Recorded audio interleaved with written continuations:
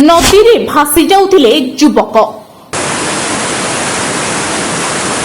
ମରଣ ମୁହଁରୁ ଯୁବକଙ୍କୁ ଉଦ୍ଧାର। ଭାସି ଯାଉଥିବା ଯୁବକଙ୍କୁ ଭୋରା ନଦୀରୁ ଉଦ୍ଧାର କଲେ ମତ୍ସ୍ୟଜୀବୀ।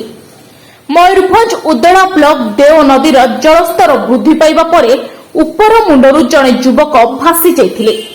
ଜାମଘାଟ ପୋଲ ଉପରେ ଗୋଡ଼ ଖସି ଯାଇଥିବାରୁ ନଦୀର ପ୍ରଖର ସ୍ରୋତରେ ଭାସି ଯାଉଥିଲେ। ସ୍ଥାନୀୟ ଲୋକେ ଯୁବକଙ୍କୁ ବୁଡ଼ି ଯାଉଥିବା ଦେଖିବାକୁ ପାଇଥିଲେ।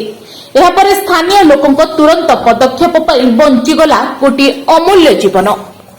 ଗୋଡ଼ଟା ଖସରି ଗଲା ଆଉ ଚାଲିକି ପାରୁଥିଲ? ଚାଲିକି ପାରୁଥିଲେ ଖସରି ଗଲା ଗୋଡ଼ଟାକୁ ଏ ପାଇ ଭିତରେ ଗଳିଗଲ? ପାଇ ଭିତରେ ଗଳିଗଲି ଦେଇକି ଏୟାରପୋର୍ଟରୁ ବାହାରିଲ ଯାଇକି? ଏକାଥରେ ଯାଇକି ସେଠି ପୁତୁରା ଆଗା ଥିଲେ ମତେ ଟାଣି ଅଟକେଇ ଦେଲେ। ଉଦ୍ଧାର କଲେ ସେମାନେ? ଉଦ୍ଧାର କରିଛନ୍ତି।